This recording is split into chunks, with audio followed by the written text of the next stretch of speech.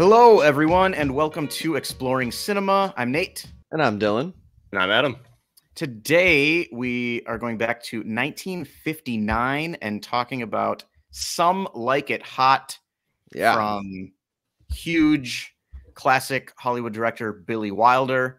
This is easily the oldest movie that we've done so far. And had either of you seen this before? Nope. I had, but I was a little kid. I distinctly remember watching this with my grandparents when I was probably about like 8 or 10 or something. I remember that, but not since then. So basically fresh. Yeah, I watched it once when I was a teenager at some point, but I don't have a lot of memories of like what actually happened. Just a few images in my head of Tony Curtis and Jack Lemmon dressed as women, basically. Yep. Yeah. So, Adam, for those who somehow might not know, would you like to tell the people what Some Like It Hot is about? It's about soup. Always. Some Like It Hot from 1959. After two male musicians witness a mob hit, they flee the state in an all-female band disguised as women, but further complications set in. Yeah, they do. Dylan, you actually kind of stepped on my question. Oh, nice. Perfect. We'll come back to that later then. So yeah, Some Like It Hot at a glance. 1959, directed by Billy Wilder. This was at the end of an insane decade for Billy Wilder, where he directed Sunset Boulevard, Ace in the Hole, Stalag 17, Sabrina, and Witness for the Prosecution. Oof. Leading up to, and then capping off the decade with Some Like It Hot, and then immediately the next year directed The Apartment. Yep. So, I mean, probably one of the best directorial runs in cinema history. A $2.9 million budget. It made $49 million. Oh, that's so good well business. Done, Billy. Yeah, good business. I mean, I did hear that it went massively over budget and over the schedule. That's also possible too. I mean, $2.9 million back then is probably a pretty good amount of money. Yeah. But you can always count on Billy. He's a safe bet. Anyways, and then 8.2 on IMDb, 94% on Rotten Tomatoes, and 4.2 on Letterboxd. It is number 38 on the most recent Sight and Sound poll from 2022. So the 38th best movie of all time. Wow. Number 22 on AFI's top 100 American movies as of 2007. Last time they did that or updated it. The number 3 comedy of all time from The Guardian, and the number 1 comedy of all time on AFI's 100 Years, 100 Laughs poll in 2000. So that would be the top comedy of the 20th century. And that's definitely where I think it probably got like a bit of like a lot more kind of I don't want to say a second life, but maybe like a fourth or fifth life at that point.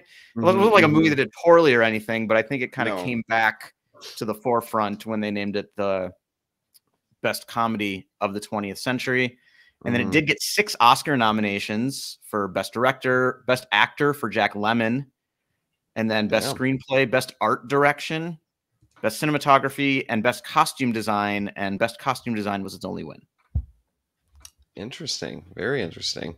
Wow, those accolades, I honestly didn't expect it. I mean, I knew that it was held in high regard. It's a kind of a fun old comedy, but 38 on the Sight and Sound, number 3 all time, number 1 all time in certain lists. I mean, I didn't even think the respect went that far, but that even just speaks to how well written and how sharp the comedy is in this movie. Yeah, and just how much it seems to be just universally loved. Yeah. So really, anything else? No, go on. Just really quick before we get to our opening statements. Like the video, if you like the video, and subscribe to the channel. We do about one of these deep dives, discussions into an older movie per week. We kind of like to bounce around to different decades, different styles of movies.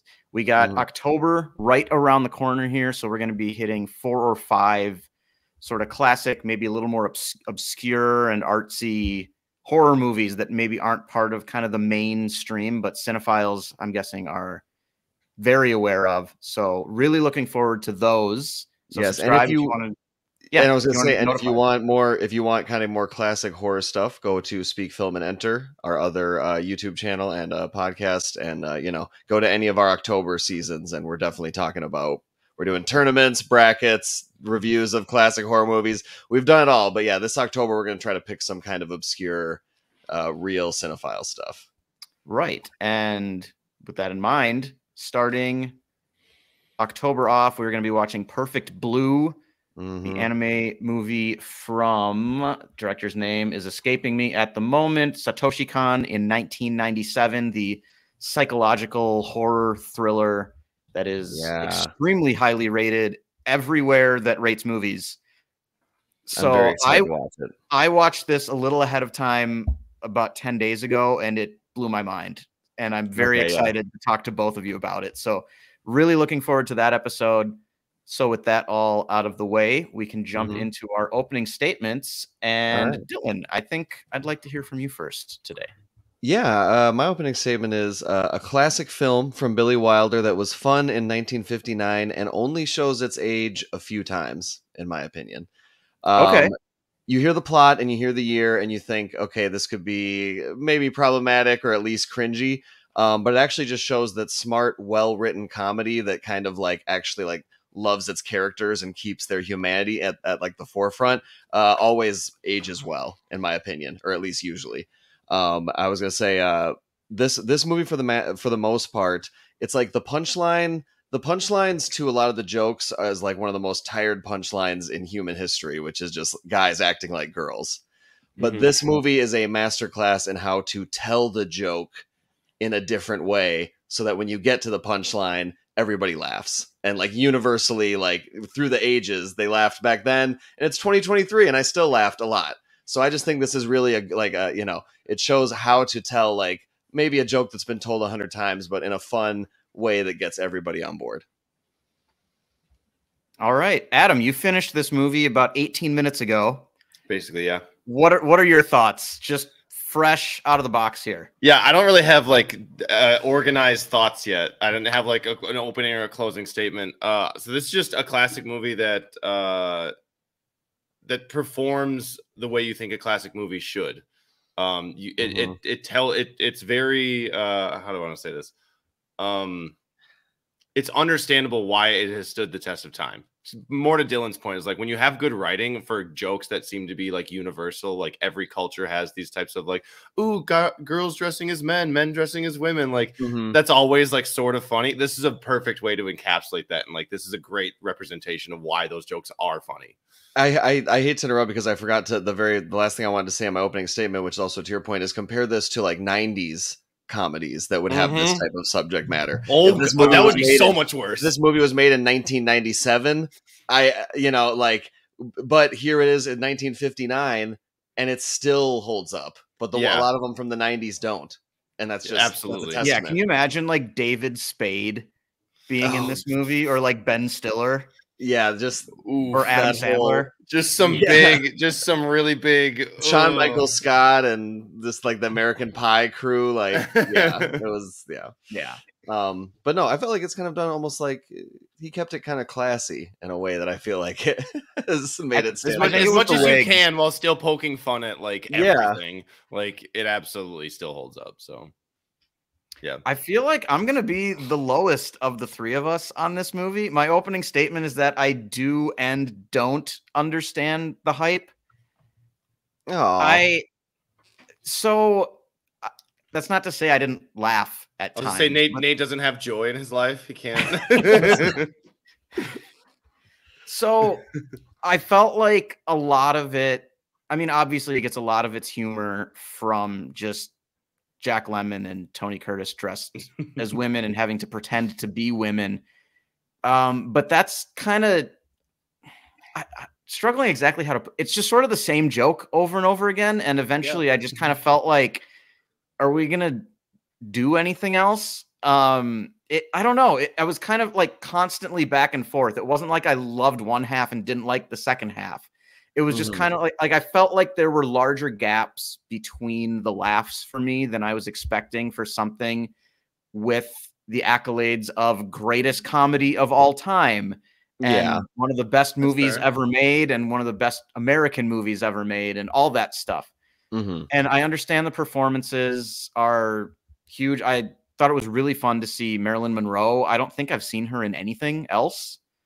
Yeah, I haven't either. I think this is my first. That was really cool. I don't know. It was kind of, I'll get into specifically, I think, kind of my biggest lull point of the movie in the defining moments, because I kind of went with one positive and one negative for defining moments. But for me, it was kind of, I can see a lot of these things being sort of groundbreaking and sort of pushing the genre forward in 1959. I think that's a lot of it. I think that's a lot of why it's ranked so high. That's why I think it is too. Well, I certainly, it's not my, I mean, if I was to rank my favorite comedies, it's not number 3 for me all time, but I think it probably makes it there because of the influence.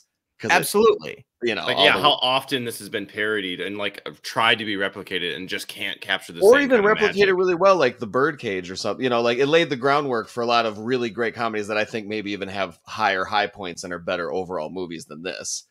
I feel like a lot of those rankings must be taking that into account. Because I didn't think it was. Oh, I think so too. That's also why you see like funny, but that's also why you see Citizen Kane listed as the greatest movie of all time in so many different places, because he did things with like cameras, and it was the first person to put like ceilings on the sets so that they could actually like put the camera lower and not just have like nonsense up there that didn't fit in the room. Like, kind of changed the game in a lot of ways, and that's why it shows up, because a lot of like directors will list it as a huge influence on how they make movies. And I can see the influence here, but I left it kind of feeling like it was fine. I didn't think it was bad by any means, but I was just kind of like, okay, I've seen it now, and that's kind of it. Yeah, I walked away definitely thinking it was more. It wasn't nearly as grounded as some of like his other stuff, or like The Apartment is. Like it's like a wacky comedy. It's like a wacky screwball. So it's a little bit like slapstick. So I kept a great way to put that. I kept being like, okay, is there going to be comedy also kind of a serious main story, or is it mostly going to be wacky? And I felt like it definitely was mostly wacky, and I felt like it could have benefited from a little more, heart. Yeah, especially with the way that like the first 20-ish minutes of the movie there's like basically no comedy at all. Yeah. And you get this kind of darker setup, and then they're on the run, and then that's kind of dropped until the last run part. Because they think they're on the run part, but just the whole mob part. Like they don't show up again until there's like 20 minutes left in the movie. That's true. And then, but they're still pretending to be women because they like maybe kind of need money. And it's just sort of, I don't know. It just kind of felt a little aimless at a certain point there in the middle for me. But we can get into defining moments, and we can get a little more specific on the parts that we thought sort of captured us or didn't. Okay, you go first. Yeah, sure. So I guess since I'm kind of on this slightly more negative lean at the moment, I'll start with the negative and then go into the positive and then hand it off to you guys. Mostly all the stuff where Tony Curtis is trying to get with Marilyn Monroe, I found incredibly uninteresting. Yeah, that was probably my least favorite part. I'm like, we get this movie where these two are kind of hiding out as women and their lives are in danger. And then we just get this sort of like these weird timeouts where one of them goes back to being a man, but pretending to be a different man than he really is, so he can try to hook up with Marilyn Monroe. And it's just, I don't know. It just feels so unimportant to kind of what I felt like I showed up for. Although I do think that some part in there gave me my favorite line in the entire movie, which I will be using for the quote at the end of this episode. Yeah. So it wasn't all bad there, but that part of it just every time it hit there, I just thought like, can we like move forward with stuff that matters, please? But with that said, I mean, the train stuff and the little sort of nighttime drinking party in bunk 7 or whatever it was phenomenal. Yeah, that's great. Yeah, I thought that was the first moment in the movie where I was just like, okay, here we go. This is hilarious and iconic. There's some big moments here, and you kind of got all three of them together, and we've got some momentum now. Let's go. Yep. So, and the good setup with the emergency brake, kind of mentioning it earlier, and then he start tickling him, and he just starts becoming terrified. Yeah, that was really well done. Okay, yeah, my defining moments were the train station, because it's the first time you see them in drag, and it's the first time you see Marilyn Monroe. So when I think that was a defining moment of this movie for me. And of course, train station scenes, always classic. Yeah, always. Another defining moment for me was when they did split up, and I agree with you. He's pretending to be this rich guy. He's on like the boat with Marilyn Monroe, and then Jack Lemmon is with the old guy pretending to be the girl and dancing. A defining moment for me is that Jerry had a good time, and the next day he was at least kind of open to at least having a good time with Osgood Fielding, and I just felt like that's the approach that I didn't expect, because to go back to the if this movie was made in 1996, that the character would come back from that night like, oh man, you don't even know what I had. He tried to touch me. I gotta take a shower. I don't think I'm ever gonna. Right? It would be played that way. Whereas back then, even in 1959, he's like, no, what if he kind of likes it? I just think that's totally fair. I thought that was pretty great. And then where's my other let's see here. The big mob meeting at the end.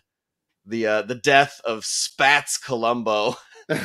Amazing mob names. Absolutely. I was going to bring that up one later. of us is going to have to mention that because it's perfect. It was going to be mentioned.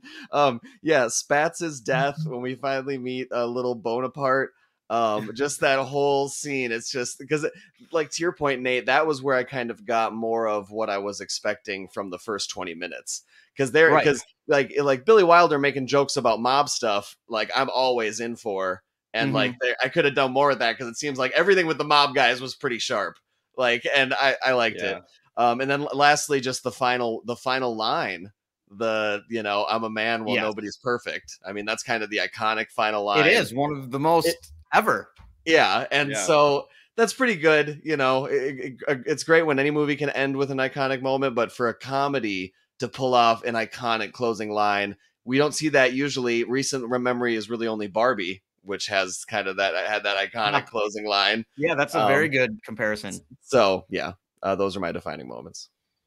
Yeah, again, after not having seen or not having sat with this for very long, the main scene that I remember right now is what you were saying, Dylan, when he comes back from his date night, of dancing, and he's still he's got the maracas, and he's just in love. He just has so much joy, and he's so happy. He's just we're gonna get married, and he's thinking about the Riviera, but I'm thinking about Niagara Falls, all of that. He's just completely in it. I was this may be my last chance to meet a millionaire. to marry a millionaire, stuff like that gets you going. Is that's where the comedy is. That's what the comedy between the sexes is funny. Yeah. It's a lot of that back and forth. One of the original time when he dons the hat and the getup so he can go meet Marilyn Monroe and try to get her, and then he ends up back in the hotel room before them, covered in still wearing his stuff in up to his neck in the bath. Oh my god, that was great. That was so funny. He stands up, he's just drenched, and he's just that was great. Good. Some of that stuff, so how they played all that was really fun. So I also liked when he first has the millionaire get up and he tells the kid to get out of here. He's like, this piece ain't big enough for the both of us. Yeah, get out of here, scram. The kid runs away crying to his mom, and you see him walking away. She's like, it's okay, honey. She's patting him on the cheek and stuff. It's great. Yeah, it's great. I feel you see that happen in old movies sometimes, and the parents never stand up for their kid and confront. They just kind of walk away, and they're just we're going home. Yeah, I'm sure my kid was being a little shit. I don't know. Yeah, they assume he probably deserved it. That adult was not in the wrong. Yeah, and nowadays people are like, how dare you speak to my child? It reminds me I think John Mulaney has a bit about that, where he talks about how people always just believed the grown-up. Yeah. No matter what. Yeah, no matter what. And it's so different now, where people don't believe grown-ups over their kids for any reason. They don't believe their teachers over their kids. Yeah, right. So, yeah, but some of that stuff is just great. And all right, diving into questions. So we're gonna get to mine first, because Dylan, it's kind of perfect though. Yeah. So my question for this was, if you had never heard of this movie and had no idea what it was about, what would you think the movie Some Like It Hot is actually about? And you just went right with it. A soup competition. Yeah. Or a romantic comedy that's set in Spain, where they have gazpacho, which is cold soup. and it would be like a hilarious where or they try to like a Spanish man tries to open a gazpacho shop in America, and it's cold soup, and then but he meets the love of his life, and she doesn't even like it, but then she comes around. Yeah. Oh man. So all I had was a Pop-Tart documentary. Ooh. Nice. That's pretty good. That's pretty good. Or maybe a documentary about snowbirds, people who go south for the winter. Yeah, and we just follow a woman around named like Gloria for like a 5-year stretch from when she's like 60 to 65. She never is she never experiences a day that goes under 82 degrees for like 5 years straight. Right, and she's going like all around the world, specifically trying to avoid like under 80 or over like 100. Ooh, that'd be a really tough needle to thread. Is that even possible? Zone. I don't know. I think we just came up with an idea. I think we did. Someone's going to need to fund this venture, but we're available. Okay. Was that your only question? Or that was Adam? It. That was all I had. You can think of yours. We'll give you some time to think. I was going to say my question is not serious, but a serious movie question. This is my first Marilyn Monroe movie. Sounds like it's yours as well. Mm-hmm. Obviously, she is iconic. And obviously, whenever she's on screen, I mean, she just has the look. It's one of the most iconic looks of all time. Okay, but I need to interject really quickly. Yeah. I have seen All About Eve. I forgot she was in it. Okay, there you go. Okay, fair enough. All right. How did you feel about her performance? Everything else just completely neutral.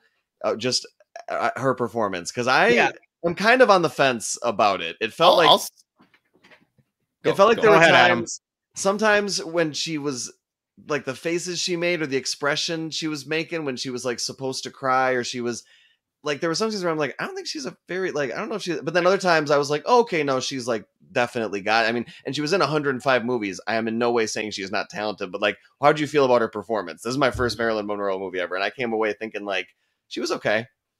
Yeah, I definitely caught myself thinking like, oh, she's a better actress than I thought she'd be, because I only know her as like the pop culture icon of being like, the JFK sex symbol, sex symbol and all that. Like, that kind of thing. Mm-hmm. And so the first scene when they catch her drinking in the bathroom, and she kind of like rolls through all of that very, very well. And I was like, all right, she actually has some chops. She knows what she's doing. She's working with it, and it's going well.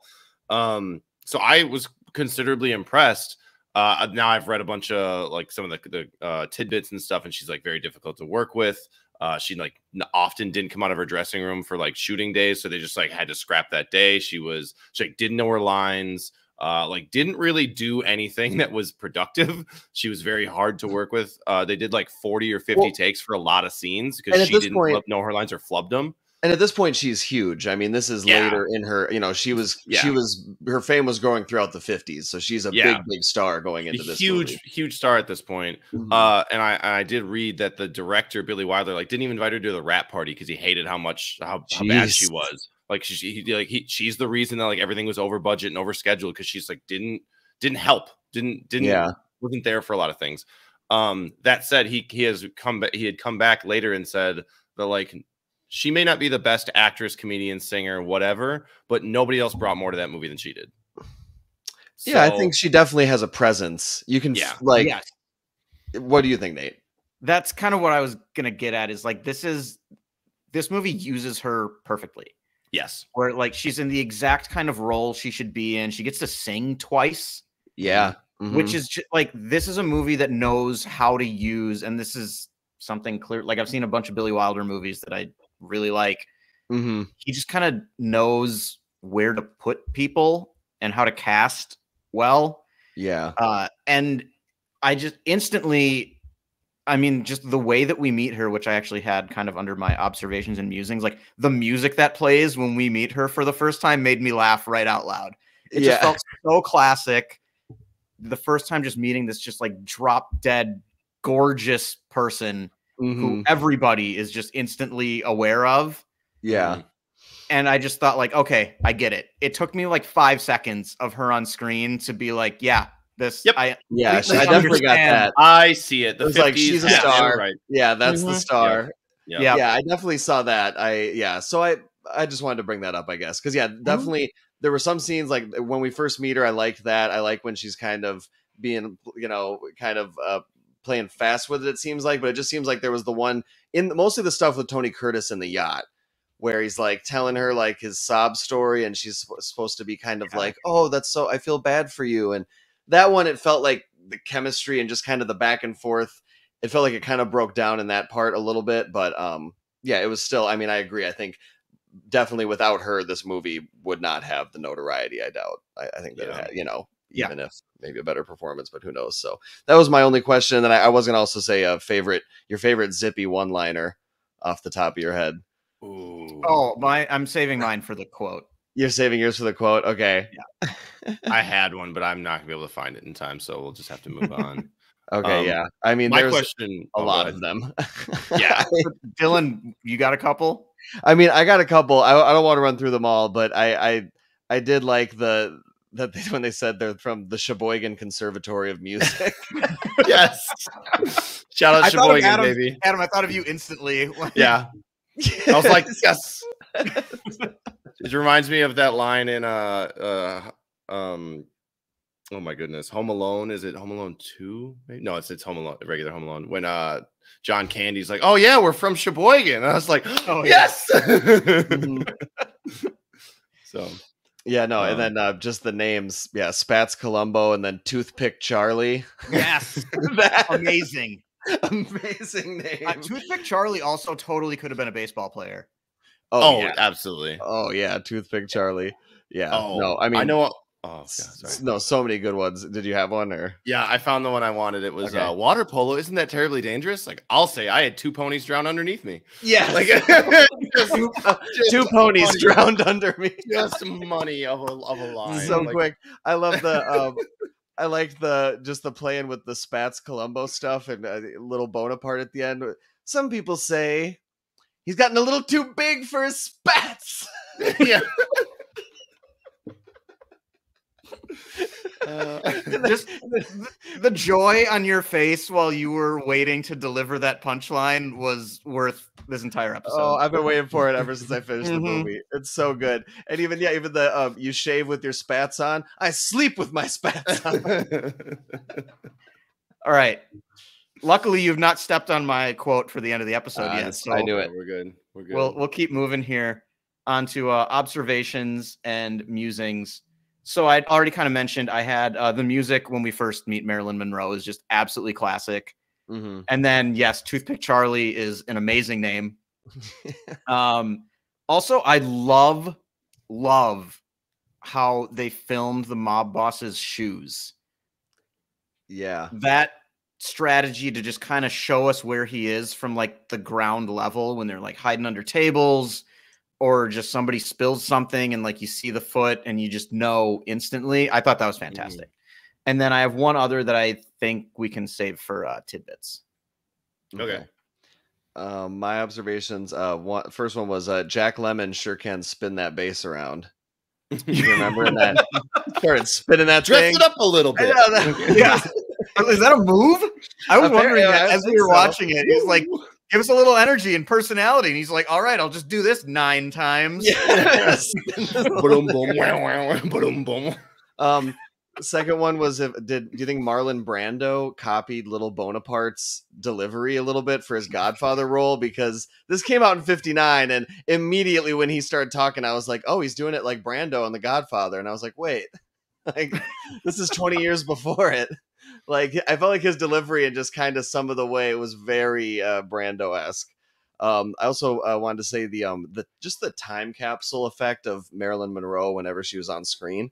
Felt like something like this movie when she's not on screen, it's just kind of sharp, witty dialogue, and these two just kind of fish out of water, pretending to be women. Like, it can kind of start to feel kind of ageless and kind of like, oh, this could kind of be happening today. But then whenever she's on screen, you're like, oh, wait, this is like 60 years ago. Because like that's Marilyn Monroe on the screen right now. Yeah. So that kind of just, I had that effect. That always brought me back to how old it was every time she walked on screen. Because she's just so iconic. I can't, she doesn't just blend in.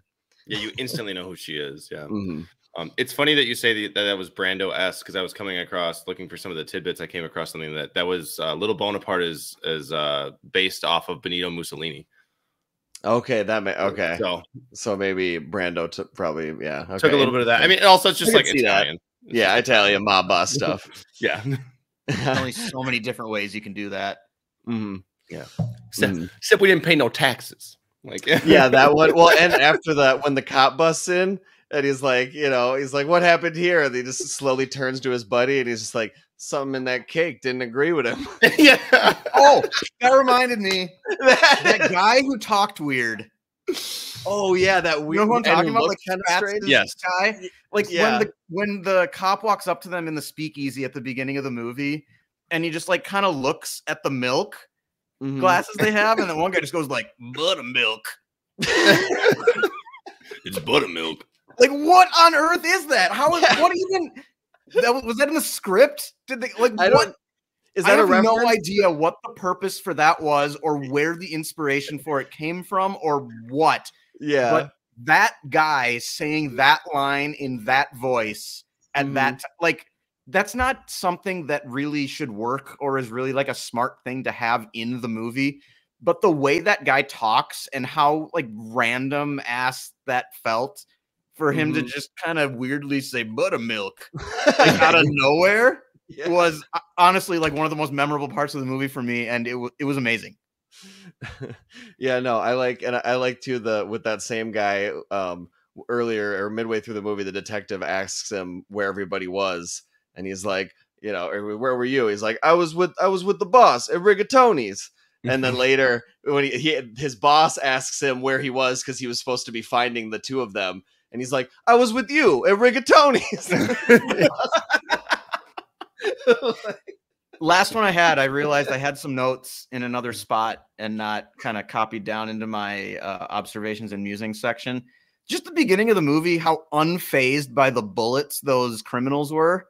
Was incredible. Like the cops start firing and the bullets are coming like less than a foot away from them, and they're just kind of looking out the window. Yeah, for like back several seconds before they even are like noticed that anything happened. Yeah, it was just such a strange way to start the movie, and then they start firing back, and it's a pretty good chase scene. Yeah, but yeah, that also was something I noticed at the beginning, that those guys just like, yeah, he's gonna miss me by about 3 inches. Don't think I have to move. Yeah, I can see it from here. He's gonna miss wide. How tough those guys were back then. Exactly. No fear. That did make me think that we should bring back small police cars with 8 people on them. Yes. Oh yeah, absolutely. That would make car chase scenes way more interesting, way more. It's fun. way better. Also, it makes the sirens feel bigger because the car is smaller. Yeah. Yeah, and if you have 8 cops just holding on for dear life, just shooting pistols at people, the bank robbers, whoever it is, the criminals are gonna stop. Yeah, those old cars that had the spot where you could kind of stand on the side. Yep.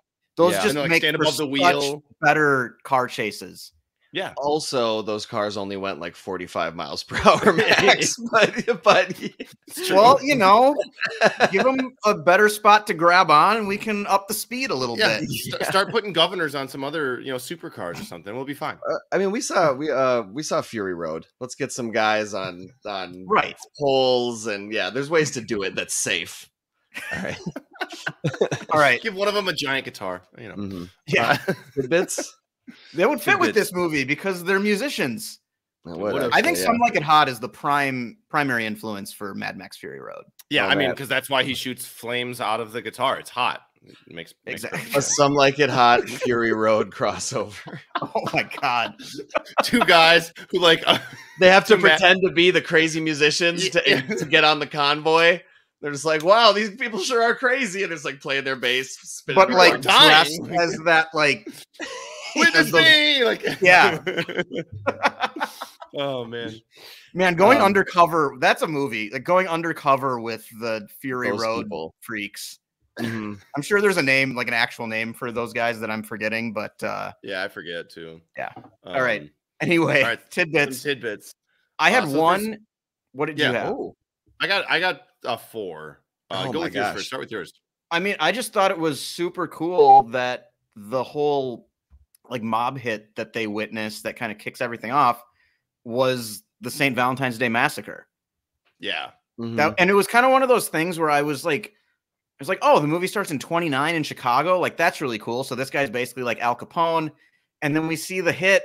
And then like, I don't know, like a minute after, they said something about Valentine's Day before that, but it didn't fully click for me. And then like a minute or two after that, I was like, that feels very familiar to the Valentine's Day Massacre from what I've read about that. And then I Googled it, and instantly it was just like the cool way that Billy Wilder put the Valentine. And I was like, oh yes, nailed it. Yes. Yeah, and that's also something you have to remember too, is that, you know, it's made in 1959, but it's set in 1929. Yes, and there are a bunch of boy. Wouldn't it be terrible if the stock market crashed? Jokes. Oh yeah. Interspersed. Yeah. Your tidbits, Adam? Yeah, so some of the tidbits I had. So when Tony Curtis and Jack Lemmon first put on their female makeup and costumes, they walked around the studio, like the grounds of the studios, to see if they could pass as women. And so they tried using like mirrors in like the women's restroom to fix their makeup and stuff, and nobody complained. So they were like, all right, it's good enough. We look convincing. And so they recreate that in the train. They recreate that moment where they're like using the mirrors to like pretend to, you know, do their makeup as women, and none of the women actually say anything. So that's kind of a nice little thing. Nice, Frank Sinatra could come out of that potentially. Well, now, yes. Can't just go into random ladies' rooms and be like, "Oh, excuse me." Research for a movie. Research for a role. Research for a role. I swear. Frank Sinatra was supposed to be in this movie, but he missed a lunch with the director Billy Wilder, so he didn't get the part. Which I wonder, would he have been the Tony Curtis role? One of those two. That would be my guess. Because Jack Lemmon he's the wackier of the two, and you need one of them to be wacky. So Sinatra would be the more straight man of Tony Curtis. Yeah, although maybe Sinatra was going to be, maybe he was going to be, what's his name, the mob guy. Maybe he was going to be Spats. Maybe no. It says Wilder originally wanted him as Jerry/Daphne. Whoa, he wanted him in the wacky role. Yeah. Wow. I'm glad he missed that lunch. I'm glad I don't think. Yeah. Glad Billy didn't give him a second chance. Yeah, way to stick to your principles, Billy. All right, the last two. This is the only film of 1959 to be nominated for the Oscar for Best Director, but not Best Picture. It's kind of interesting. Okay. It's because they don't probably because comedies. It's a comedy, and especially kind of the risque comedy for 1959. They're like, no, not Best Picture. And this is going to go with my closing statement, which my closing statement would be Kansas once again proving it has no sense of humor. Upon its original release, Kansas banned this movie from being shown in the state, explaining that cross-dressing was, quote, too disturbing for Kansas or Kansasians, or however the hell you want to say that. So was like Ron DeSantis's grandfather the governor of Kansas or something? Probably. So it's just Kansas proving they have no sense of humor because that doesn't surprise me. I'm a little surprised. I was curious about the censorship of this movie. Yeah, because I mean, there's definitely, you know, for the time, I'm surprised more states didn't honestly. But yeah, wow. I did read something else that Kansas said. Kansas came out and was like, "Oh, it actually wasn't that there was cross dressing. It's that Marilyn Monroe was like too like." Voluptuous, bountiful, if you want to say that. Like she moved. I wouldn't say that. You know what I mean? Like, you know what I mean? That dress she wears for like most of the end of the movie. Is all right. It took me a second. I was like, oh, okay. Yeah, the scene where she's singing and dancing. I think it's the first performance, and the guys are like, oh my god, who the hell is that? She's like going back and forth and like wiggling, and it's like, oh. Okay, like we're just doing this. I mean, this is what they didn't want. So that reminded me too of what weird policies they had around like who can just walk on stage during a performance. Like you can deliver mail, to the band members like while they're performing. When on earth did that start?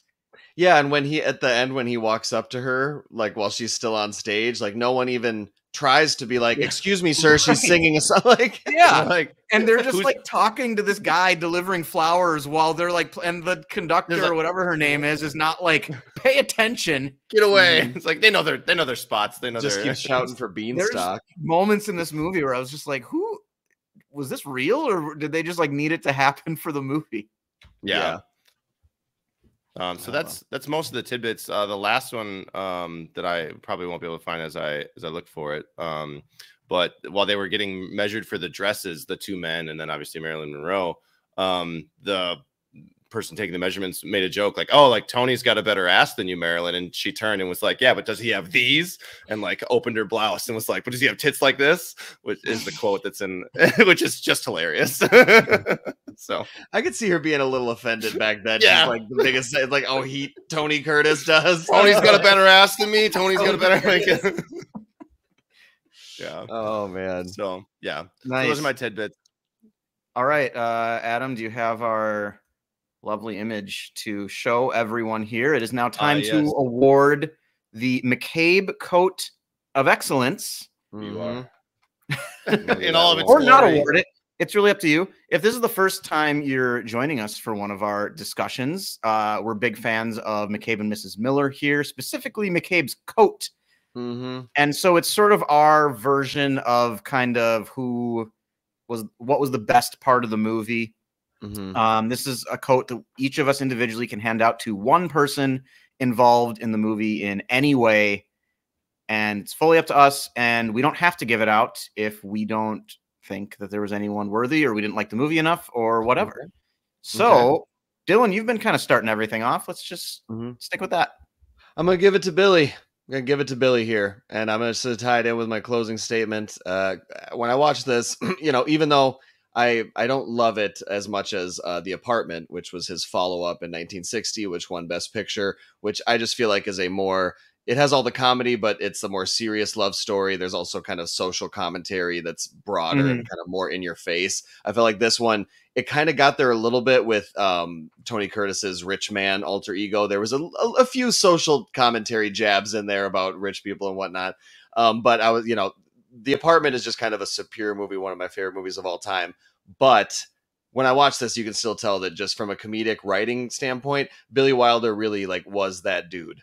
Like back then, to have it hold up this long, to pull this off, passing the censors of Hollywood in 1959 and still passing the social standards of 2023 for the most part. I mean, there's a couple times in the movie where it's like, okay, they're lingering on this a little bit too long. Like I'd say when they first get into the dressing room and they're sleeping there that first night, there's a little too much of them kind of just ogling the women, because it's oh, whatever. And that went on a little too long, but really for the most part, most of it I think holds up by today's standards. There isn't a lot of any jokes that punch down or just are kind of gross. It's pretty classy.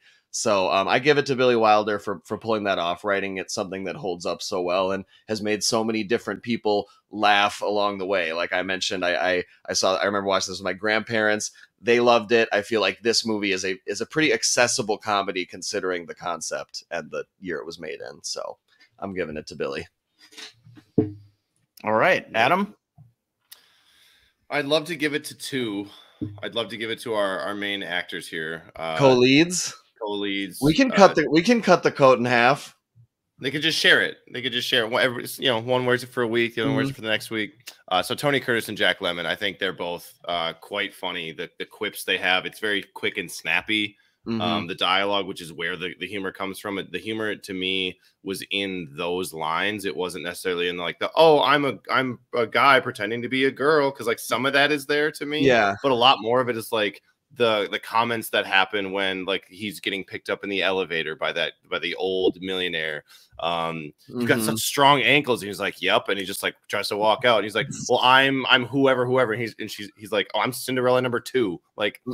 Beat it, dude. Those kind of lines are what makes, I think, this movie so funny. And I thought both of them did that admirably. So all right, how about you, Nate? I am just not gonna give one out for this movie. Figured. Despite kind of agreeing with everything that both of you just said, I just didn't enjoy it enough for me to to give out a coat. I think one of our first episodes, I was that way. I didn't give anything out. So it's not the McCabe coat of good. It's true. That's true. And, you know, it's not, I know that you love a lot of Billy Wilder movies. So I know that it's not, if this was like, I would be like, oh, come on, Nate, just give it to Billy. Cause you know, as like a lifetime achievement, but you know, this will not be the last time that we review it. No, I would easily give him this for at least 3 and probably 4 other movies. Yeah, for sure. Mm-hmm. All right. Well, this was fun. I'm glad that we did this for a throwback comedy, oldest movie we've done. And honestly, if, you know, this is, I think, you know, let's even go a little older, you know, coming up here. Let's see. But our next one, of course, as we mentioned, Perfect Blue, which we will try to get that to you as soon as we can, entering October here. Was there anything else that you wanted to say about Some Like It Hot? No, I think that was pretty much it for me. I'm glad I saw it again kind of as an adult and was able to, you know, experience all of it. Whereas I'm sure when I watched as a teenager, I was kind of in and out and didn't quite understand what I was watching. Didn't even know who Wilder was at that point. So, you know, really get all of it. But glad I saw it. Was a like, not love for me, but had a good time with it. I just wanted to mention this one thing. I have never seen this in a comedy before. When they're in the speakeasy and they throw the drunk guy out because he spills on spats. And then like 5 minutes later, the cops raid the speakeasy and the drunk comes back in with them trying to get another drink. Like, I just wanted another coffee. With them. Like, I want another coffee. Like, still got his cup. Like, it's just a little detail that I did not see coming at all. And I was like, just Billy Wilder, man. He's funny. Yeah. All right. Anything from you, Adam? Just classic movie. I'm glad I saw it. Now I know what it's about. You know, now I know why this was so heralded, why our parents talk about it all the time. And, you know, when you say Marilyn Monroe, like, what do you first think of? It's usually, you know, the scene from, I don't even remember the movie where she's the steam out of the grate. Like, now I have something to attach it to. And I can go, yeah, I understand why the hype is real. This must have been a great date movie in 1959. Yeah. This was you're a young person like this. I mean, come on. All right. Well, I believe, Nate, is it your turn to put a wrap on this episode? It is. All right. Take it away. You're very kind. I bet you're also gentle and helpless.